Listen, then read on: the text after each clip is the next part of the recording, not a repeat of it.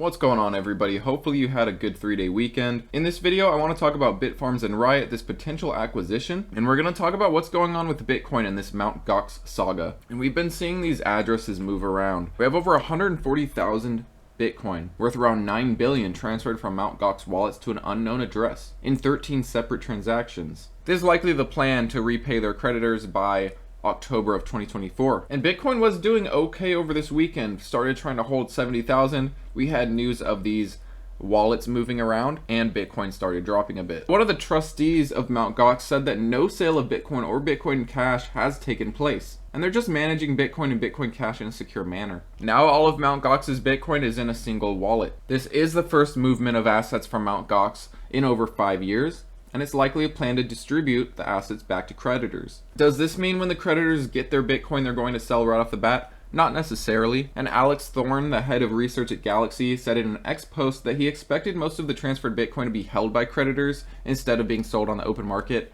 I kind of disagree. If I was holding that Bitcoin, if it was up just ridiculously massively, I would definitely, at the very least, trim a considerable amount. I mean, this is money that has been locked up for years and years and years. We're talking about multiple cycles. You better believe a lot of these people are going to sell their Bitcoin. Some of these people could be deceased, but I don't know. I think it's ridiculous to think that the majority of these people will hold. I think the majority would sell. I know that's not the general consensus. I know generally a lot of people are saying, no, these guys are going to hold. I don't think so. Now, how's Bitcoin reacting to this? Well, Bitcoin yesterday was nearly 71,000, pushing towards 70,500. Started seeing this pullback. We broke the higher highs that we were setting. Previously, before we started trying to set this pattern, we did have this pattern that we bounced off 3 times. However, we did have a failure and a reaction by the market to it. That's why these patterns are important. They play out quite consistently. When you see a break of a pattern, you do see a reaction. And currently right here, you know, we bounced off this line a few times, this ascending support. Once we broke it, you see that accelerated move down. We tried to maintain this level as support, couldn't hold that, and we broke our ascending support. Now it looks like we're starting to find it as resistance. We may head a little bit lower. Wouldn't be surprising with this selling pressure potentially. You'll notice that we're setting lower highs, but we're also setting higher lows. So it looks like we're getting kind of a tightening of this pattern. Keep an eye on this pattern as well.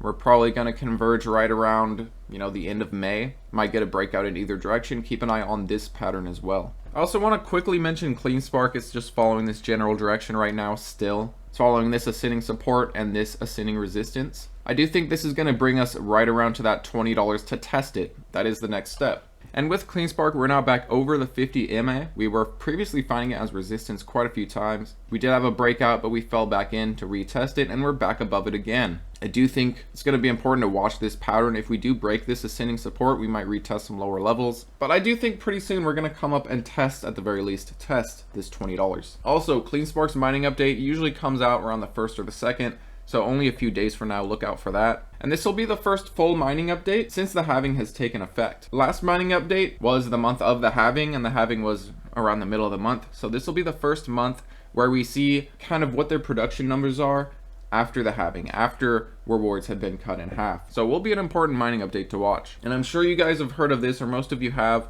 Riot trying to take over Bitfarms with a proposal of $2.30 per share. Bitfarms has been rejecting this offer, and Riot's basically trying to acquire as many shares as possible of Bitfarms so that they can gain more control in that way. But you know, Riot offered this proposal to Bitfarms last month, and we'll see what happens here. You know, I'm not very bullish on Bitfarms personally. If Riot acquired Bitfarms, I would still hold Riot, and this would actually make Riot stock the largest market cap Bitcoin miner. Bitfarms is having a nice pop today. It's one of the best performing miners, if not the best performing miner today. So those of you that were looking to swap Bitfarms for something else, today's that type of day. You know, we have Bitfarms up pretty massively. We have other miners in some cases pulling back. Some are up, yes, but you know, we have some that are red.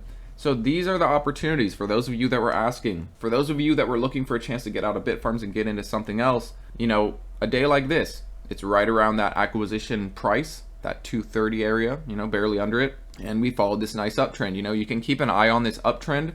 On the break of this uptrend, you could sell your Bitfarms, trade it for another miner. It's really up to you. If you want to hold Bitfarms, that's perfectly fine too. But what I would do is I would follow this general direction. You know, once we break structure, we might come down and test some previous lower levels, But for now, I'd expect it to continue this uptrend until it's broken. One thing you'll see here is we did have a serious RSI divergence right here. You see lower lows on the chart, but you saw higher low on the RSI. This was a bullish RSI divergence, and it did, I guess, cause a pop. Also, the breakout of this descending wedge caused a nice reaction as well. Now that we're above this previous high, I'd like to see Bitfarms continuing to set higher highs, higher lows, and start kind of changing this structure. But Bitfarms is looking pretty good. It's now over the 50 MA, it's still over the 200 MA, and they are in the correct order. The 50 MA is above the 200 MA, and it's actually looking like the 50 wants to start pointing up, and this might be the beginning of a continued run. Bitfarms flashed its golden cross back in December 2023, and I do believe it's going to ride it until the next bear market. I don't think we're going to see a death cross until sometime in 2025, maybe 2026. Now I wanted to give Riot a quick look. I really don't look at this one too much. You'll see Riot is tightening up for a breakout. We're either going to break to the upside or to the downside. We're continuing to create higher lows, but we're also creating lower highs. Market is about to choose a new direction. We've been tightening up for quite some time. Would I like Riot to acquire Bitfarms? Not necessarily. I don't personally like Bitfarms. But I guess, you could look at it as a positive in that Riot would become the largest market cap miner. They'd maintain their relevancy. In Wall Street's eyes, the largest miner is seen as the safest. I tend to disagree there, but it is what it is. But yeah, in my opinion, what these miners are really waiting for is a breakout for Bitcoin. These miners are waiting for Bitcoin to finally break into the mid-70s, and then they will go on a crazy run. But thanks as always for watching, guys. Let me know what you think about this potential acquisition, and what do you think is going to happen with this Mt. Gox repayment plan? And do you think the creditors are going to sell their Bitcoin? Do you think they're just going to hold their Bitcoin and let it ride? And also, let me know in the comments below, what is your top miner of all time? Which miner do you feel most bullish on in terms of company success? Which Bitcoin miner do you still see being relevant 10 years from now? Thanks as always for watching, guys, and I'll see you on the next one.